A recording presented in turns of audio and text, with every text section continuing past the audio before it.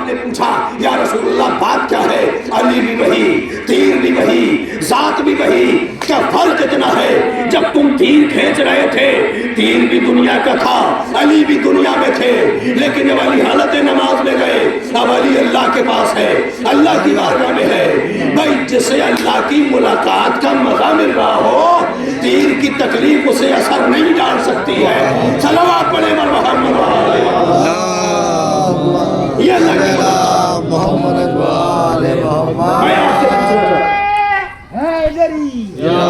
بس میری مجلس تمام ہو رہی ہے، تھوڑی دیر کے لیے 5 یا 6 منٹ مجھے وقت اور دے دے۔ مولا کائنات کے پیر سے تیر نکالا گیا، تکلیف تھی؟ بولیے میرے ساتھ، مولا کائنات کو تکلیف تھی یا نہیں تھی؟ تھی۔ پریشانی تھی یا نہیں تھی؟ تھی۔ حالت نماز میں آنے سے پہلے، عبادت کرنے سے پہلے، عبادت کی منزل میں آنے سے پہلے وہی تیر ہے تو علی کو بے چین کر رہا ہے۔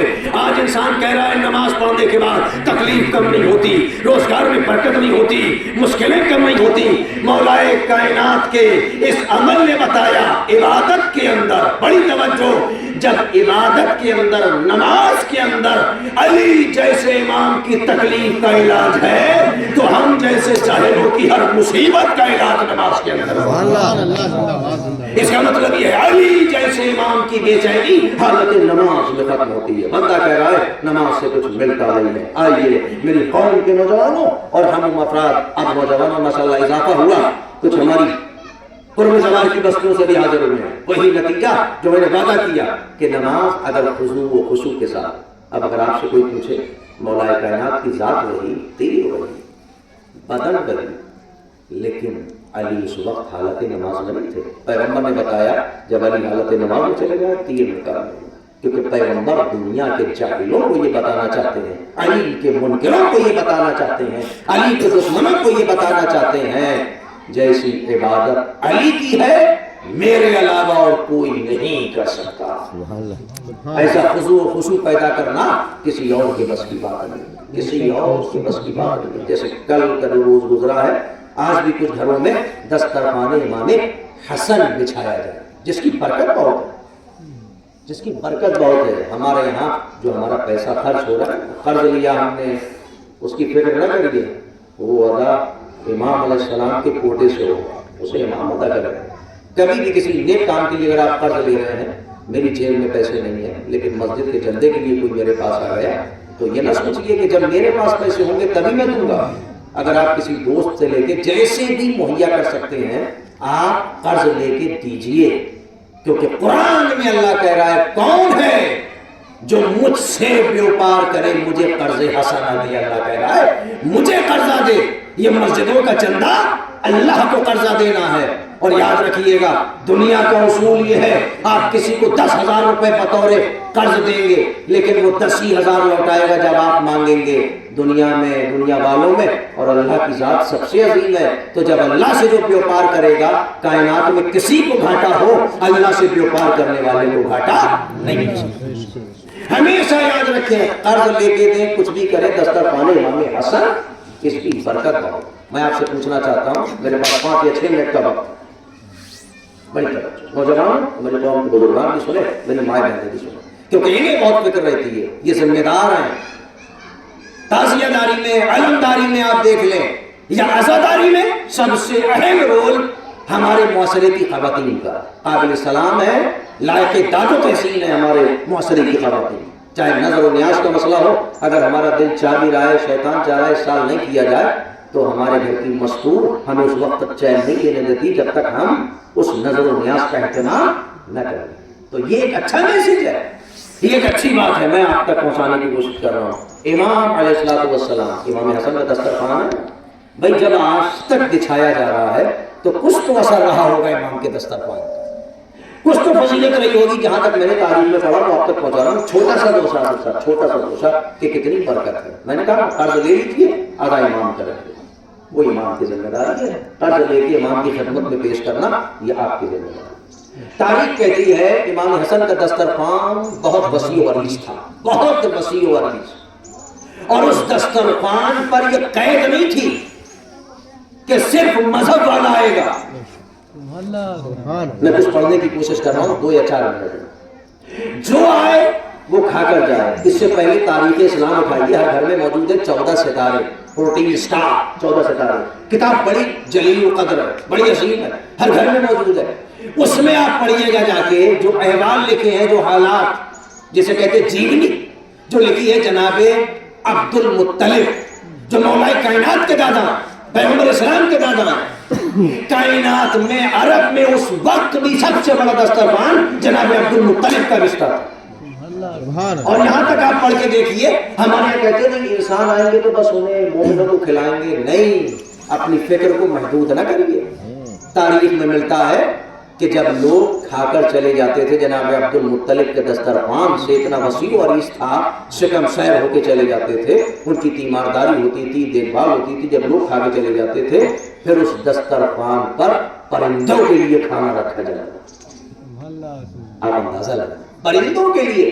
آج ہمارے کھیت میں چند پرندے اتر گئے تو اب ہمیں فکر ہونے لگی یہ تو سارا کھیت ٹوٹ جائیں گے, پھر ہمارے بچے کیا کھائیں گے. بھائی اس کا انتظام وہ کرے گا جس نے پرندوں کو پیدا کیا ہے, جس نے انسانوں کو پیدا کیا ہے.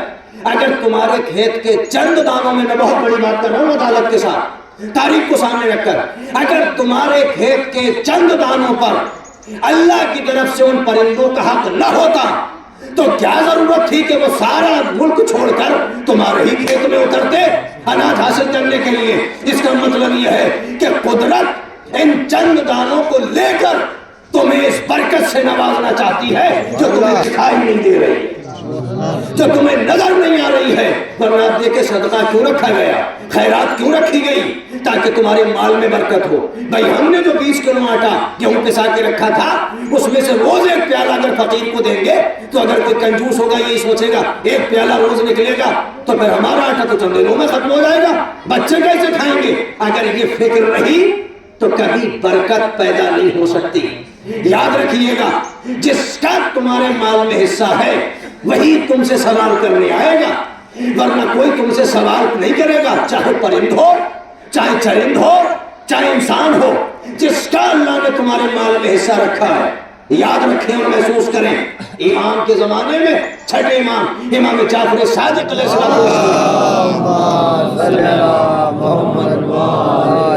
کتنا بڑا ثواب ہے. بھوکے کو کھانا کھلانا, بھوک کا کوئی مذہب نہیں ہے, بھوک کا کوئی مذہب نہیں ہے کہ یہ شیعہ کی بھوک ہے کہ سنی کی بھوک ہے, کافر کی بھوک ہے.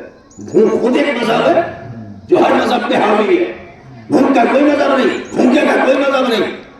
بھائی ہم اس امام کے چاہنے والے ہیں جو اپنے بھائی کے قاتل کو بھی اسی شان سے شربت پلاتا ہے جیسے چاہنے والوں کو پلا رہا ہے. ہم اس امام کے چاہنے والے ہیں. تاریخ کہتی ہے امام بیٹھے, لکڑہارا نکلا, کاندھے پہ کلاڑی, امام کے چاہنے والے برابر میں بیٹھے تھے. برابر سے نکلا, روز جاتا تھا جنگل میں لکڑیاں کاٹ کے لاتا تھا. امام نے کہا کہ آج اس کی موت ہو جائے, آج یہ جنگل سے زندہ واپس نہیں آئے. اصحاب ہیں, امام کی ہر بات پر یقین ہے دل و جان سے. تاریخ کہتی ہے صبح سے شام تک اس نے محنت کی, اور محنت کر کے جیسے ہر روز وہ لکڑیوں کا ایک گٹھر لے کے آتا تھا بڑا سا, اسے فروخت کر کے پھر وہ اپنے گھر کا خرچ چلاتا تھا. یہی اس کا کام تھا, مشغلہ تھا, ورک تھا. تاریخ کہتی ہے شام کے وقت امام کے چاہنے والے امام کے ساتھ ہیں, دیکھا تو لکڑی کا بڑا سا گٹھر مان کر اپنے سر پہ رکھے ہوئے کیا ہے داخل ہو رہا ہے شہر. امام کے چاہنے والوں کو تو امام کی ذات پر یقین ہے, لیکن ہم جیسے جاہلوں کو سمجھانے کے لیے پھر امام سے سوال کیا, مولا آپ کی صداقت میں ہمیں کوئی شک نہیں, کیونکہ شک کا نام ہے موت, کفر. آپ کی زبان قرآن کی زبان ہے مولا. آپ نے کہا تھا صبح یہ گیا تھا کہ یہ زندہ واپس نہیں آئے گا, یہ تو زندہ واپس آیا اور لکڑیوں کے گٹھر کے ساتھ. میرا مولا مسکرا کے کہتا ہے اگر زندہ واپس آیا ہے تو کوئی راز ہوگا. امام کیسے قریب ہوا, اسے آواز دی, وہ قریب ہے. امام علیہ السلام نے کہا اس سے کہو کہ لکڑی کا گٹھر نیچے رکھے. وہ دروایا, لکڑی کا گٹھر اس نے نیچے رکھا. امام نے کہا اسے کھول, اس نے کھولا. جب کھولا تو تاریخ کہتی ہے کہ جتنی موٹی موٹی وہ لکڑیاں لایا تھا میں توڑ کے جنگل سے, درختوں سے, اتنا ہی موٹا ایک بھیانک سانپ, اسی سائز اسی شیپ میں آپ اندازہ لگائیں کہ جتنا موٹا وہ ڈنڈا تھا جسے کہتے ہیں، جنہیں توڑ کے لا رہا تھا، وہ جمع کر کے اتنا ہی موٹا ایک سانپ، بھیانک سانپ، وہ لکڑی سمجھ کر لکڑیوں کے گٹھر میں باندھ کے لے آئے۔ آپ اندازہ لگائیں، بھیانک سانپ جنگل سے، اب لوگوں نے دیکھا تو وہ پیچھے ہٹ گئے ڈر کے مارے، ڈر کی وجہ سے خوف طاری ہوا۔ امام علیہ الصلوۃ والسلام نے کہا دیکھو اس کے منہ کی طرف دیکھو، منہ میں ایک چھوٹا سا پتھر تھا۔ اب میں آپ سے پوچھوں گا، پتھر لکڑہارے کی حیثیت ہے کہ وہ سانپ کے قریب چلا جائے؟ تو پھر پتھر کس نے رکھا؟ کسی صحابی نے رکھا نہیں، لکڑہارے کی حیثیت نہیں، پتھر کھا کے یہ سانپ جو ہے پلتا نہیں ہے۔ بڑی توجہ چاہتا ہوں۔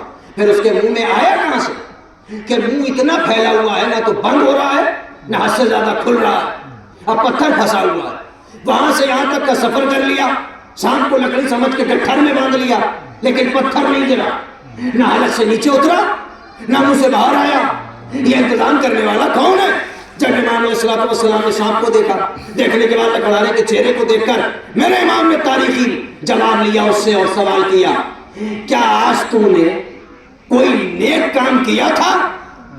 اب صحابہ حیران، امام پوچھ رہے ہیں ہم جیسے چاہیوں کے لیے نوجوانوں جہاں جیسے ہو سکے، چاہے اٹھنی کے ذریعے، وہ تو چلی نہیں رہی ہے، روپیے کے ذریعے، 2 روپے کے ذریعے، آپ دیکھیں جتنا ہے حسب حیثیت اللہ نے صدقہ مانگا ہے، حسب حیثیت۔ یہ نہیں کہا کہ اتنے سخی بن جاؤ 20 کلو آٹا اٹھا کے ایک ہی فقیر کو دے دو اور اپنے بچے صبح کے ناشتے کے لیے گھومتے رہو، یہ نہیں کہا، حسب حیثیت مانگا، صدقہ خیرات حسب حیثیت، اس سے معرفت طے ہوگی۔ تاریخ کہہ رہی ہے، امام نے پوچھا کیا تم نے کوئی نیک کام کیا؟ انسانوں کو کھلانے کا ثواب کتنا ہے دسترخوان پر، مومنوں کو کھلانے کا ثواب کتنا ہے، علی والوں کو کھلانے کا کتنا ہے، یہ میری زبان بیان نہیں کر سکتی، میری کوئی اوقات اور حیثیت نہیں، میں ایک پہلو پیش کر رہا ہوں۔ امام نے جب پوچھا کوئی ایسا نیک کام کیا تم نے؟ کہا کوئی تو کچھ نہیں کیا مولا، جب میں جاتا ہوں ہر روز کی طرح تو میری ماں 2 روٹیاں پکا کر دیتی ہے مجھے۔ کتنی روٹیاں؟ 2 روٹیاں پکا کر دیتی ہے اور اس کے ساتھ تھوڑی سی کوئی چیز رکھ دیتی ہے، اس سے میں روٹیاں کھا لیتا ہوں، دوپہر کو واپس نہیں آتا ہوں، شام کو لوٹتا ہوں، تو جو ٹفن بنا کے دیتی ہے وہ ٹفن باندھ کے 2 روٹیاں بھی سمسا۔ کہتا ہے مولا، کہتے ہیں اچھا آج تو لے کے گیا تھا؟ کہاں میں آج بھی ہر روز کی طرح ٹفن لے کے گیا تھا، میری ماں نے روٹیاں دی، جب میں روٹیاں لے کے پہنچا میں لکڑیاں توڑتے توڑتے تھک گیا، کھانے کا وقت ہوا، ہر روز کی طرح میں بھی ایک کنویں کے کنارے بیٹھ کر وہ روٹی ہاتھ پیر دھو کر کھانے میں مصروف ہوا، تو میں نے کیا دیکھا کہ ایک بھوکا نجس العین جانور کتا زبان نکالے ہوئے میرے سامنے آ کے کھڑا ہو گیا، ہاں تو آدھا پیاسا بھی تھا اور بھوکا بھی تھا۔ آپ ذرا اندازہ لگائیں مومنوں کو کھلانے کا ثواب کتنا ہے، وہ اکیلے میں بیٹھ کے سوچئے گا۔ ایک نجس العین جانور، ہمارے گھر میں گھستا بعد میں ہے کتا، لیکن ڈنڈا پہلے اٹھا لیتے ہوتا ہے نا۔ یہ نیت برکت ختم کرنے والی ہے، انہیں بھی اللہ نے پیدا کیا ہے، ان کا کوئی بزنس نہیں، ان کی کوئی کھیتی نہیں، ان کا کوئی روزگار نہیں، ان کا کوئی گھر نہیں۔ بھائی تمہارے گھر میں حصہ تھا تو آج وہ تمہارے گھر میں داخل ہوا، آپ نے دیکھا ہوگا، اور آپ جا کے اکیلے کا تجربہ کریے گا، ایک کتا روز آپ کے گھر میں نہیں آئے گا، بدل بدل کے، اور بہت سے ایسے ہوتے ہیں جنہیں آپ روز ڈال رہے ہیں، اس نے آپ کی طبیعت پہچان لی، طبیعت پہچان لی۔ آپ اگر کوے کو بھی روز اگر اپنے کھانے میں سے توڑ توڑ کے ٹکڑے ڈالیں گے تو جو آپ دیکھیں حرکت کرنے سے اڑ جاتا ہے، وہ کوا بھی آپ کے برابر سے لقمہ اٹھا کے لے جانے لگے گا، کیونکہ وہ آپ سے بے خوف ہو جائے گا، کیونکہ آپ وہ جان گیا کہ یہ مارنے کی نیت نہیں رکھتا ہے، یہ زندگی ڈالنے کی نیت رکھتا ہے، کیونکہ وہ پہچان گیا۔ تاریخ کہتی ہے، وہ کہتا ہے جب میرے سامنے آیا تو میں نے اپنی روٹیوں میں سے ایک روٹی اس کتے کو کھلا دی، اور مجھے لگا کہ روٹی کے بعد میں پانی پیوں گا، مجھے پیاس لگ رہی ہے، وہ بھی پیاسا تھا، میرے پاس کچھ نہیں تھا، کوئی ظرف نہیں تھا جس میں اس کتے کو پانی پلاتا، کنویں میں اتار نہیں سکتا تھا، سارا ہی پانی نجس ہو جاتا، بھائی مسئلہ ہے نا۔ تاریخ کہتی ہے، وہ کہتا ہے میں نے اپنا جوتا اتارا اور جوتے کے تسمے میں میں نے کیا کیا، وہ پانی بھر کے میں اوپر لایا اور میں نے اس طریقے سے اس کتے کو پانی پلایا، تو بھوک بھی مٹی اور پانی بھی پلایا اور سیراب بھی ہوا۔ میرا مولا کہتا ہے ایک وہی عمل تھا جس نے تیری موت کو ٹال دیا۔ آپ اندازہ لگائیں، امام نے فرمایا یہی ایک نیک عمل ایسا تھا جو کائنات بنانے والے کو اتنا پسند آیا کہ اس نے ملک الموت کو یہ کہہ کے واپس کر دیا، اتنا مہربان بندہ، ابھی بلانے کی ضرورت نہیں ہے، اسے اور زندگی دے دی جائے۔ صلوات پڑھے ورحمۃ اللہ علیہ محمد، یہ مسئلہ رکھیں اور متوجہ ہو جائیں کس چیز کی طرف جو میرا وقت تھا وہ مکمل ہو گیا۔ امام حسن کا دسترخوان صرف ایک جملہ، معاویہ نے بھی امام کے دسترخوان کی فضیلت سن کر صرف ایک جملہ پڑھوں گا، ہر کسی کے بس کی بات نہیں، کیونکہ ہو سکتا ہے کہ ہم بہت بڑا دسترخوان لگا کے سجا کے یہ سوچ رہے ہوں کہ اس گاؤں کے اندر سب سے وسیع و عریض اور بڑا دسترخوان ہمارے یہاں کا۔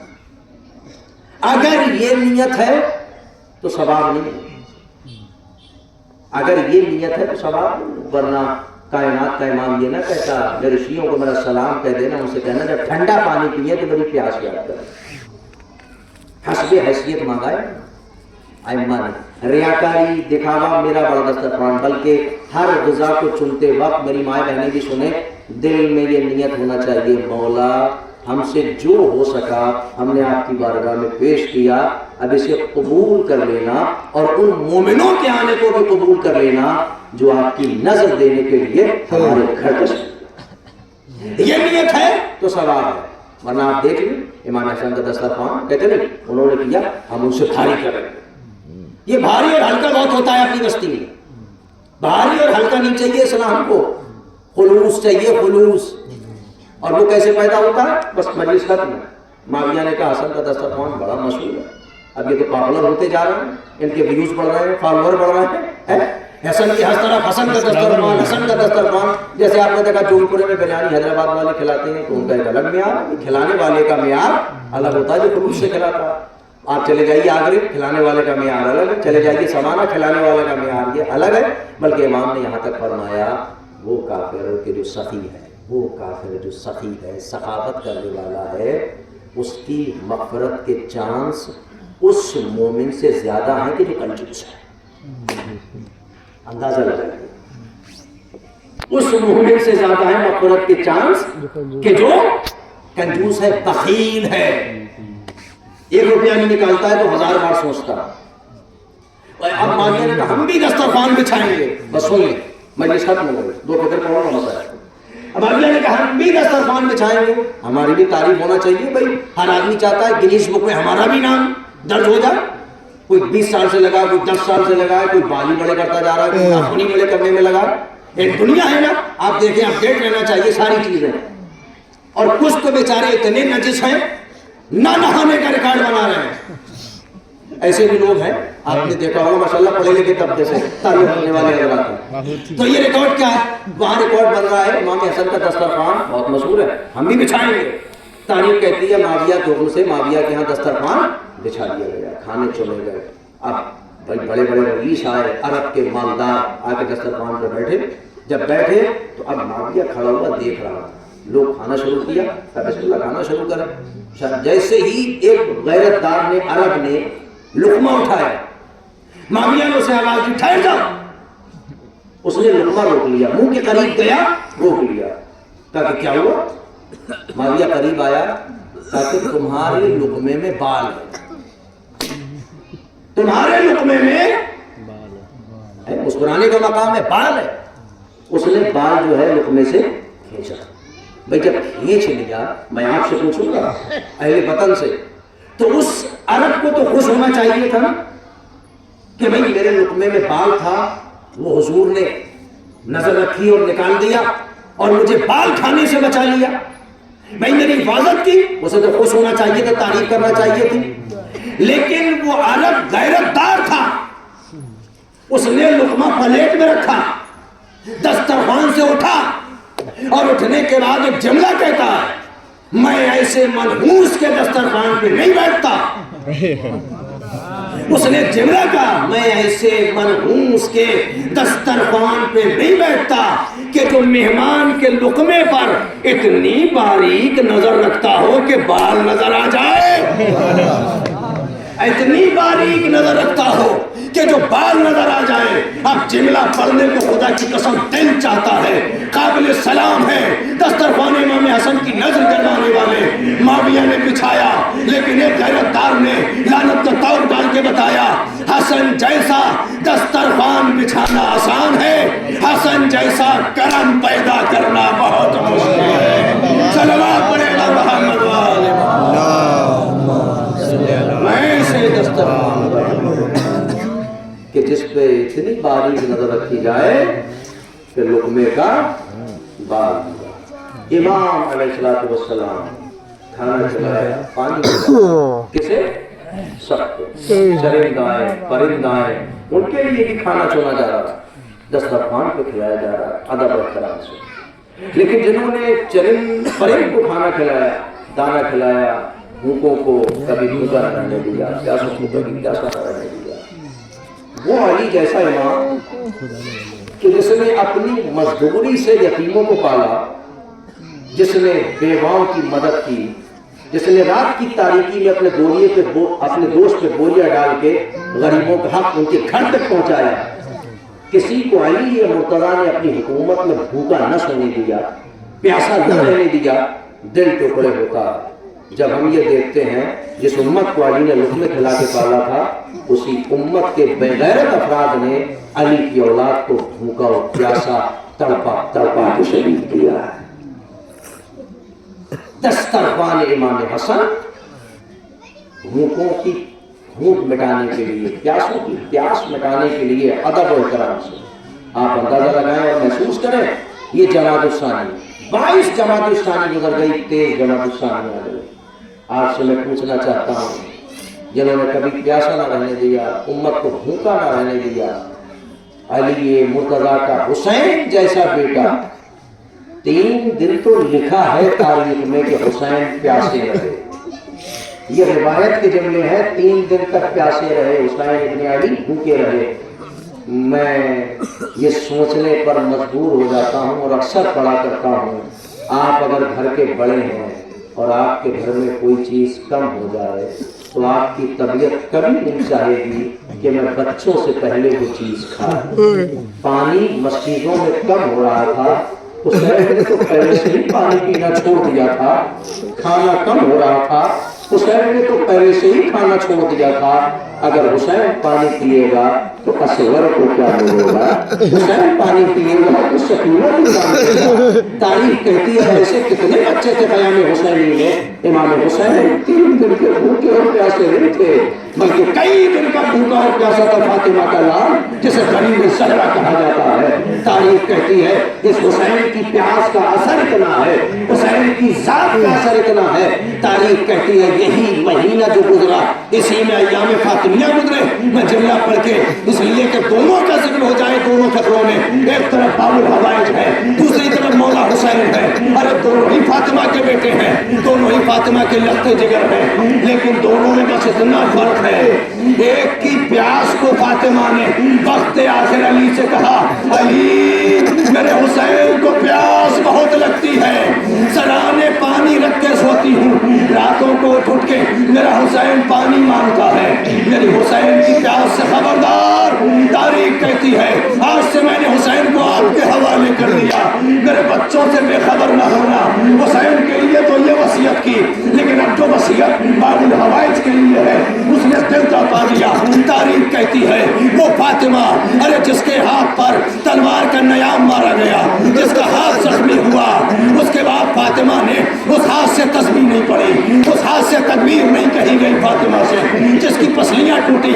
تاریخ کہتی ہے اب فاطمہ نے اپنے برابر سے ایک چھوٹا سا کرتا نکالا، کیسے پڑھوں میرے مولا باب الحوائج، چھوٹا سا کرتا نکالا، اور نکالنے کے بعد مولا کائنات کو دیتے ہوئے فرمایا، اے میرے باریوں بارث علی، جب میرا عباس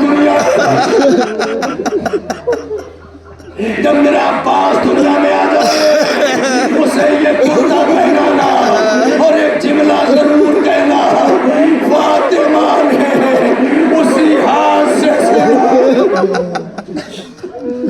مولا کائنات کو باب الحوائج کا کرتا دیا اور کہنا فاطمہ نے بڑی محنت سے تیار کیا ہے۔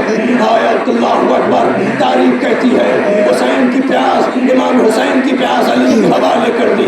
تاریخ کہتی ہے مولا کائنات ہر روز کی طرح شہزادی کی قبر پہ جاتے ہیں، قرآن کھول کر علی جیسا امام تلاوت قرآن کرتا ہے۔ فاطمہ سکون سے لہج میں کہا تھا نا میری قبر پہ آیا کرنا، مجھے بھول نہ جانا علی، اور آنے کے بعد خاموش نہ بیٹھنا، تلاوت قرآن کرتے رہنا، مجھے بڑا اچھا لگتا ہے۔ لیکن ایک دن ایسا آیا علی تلاوت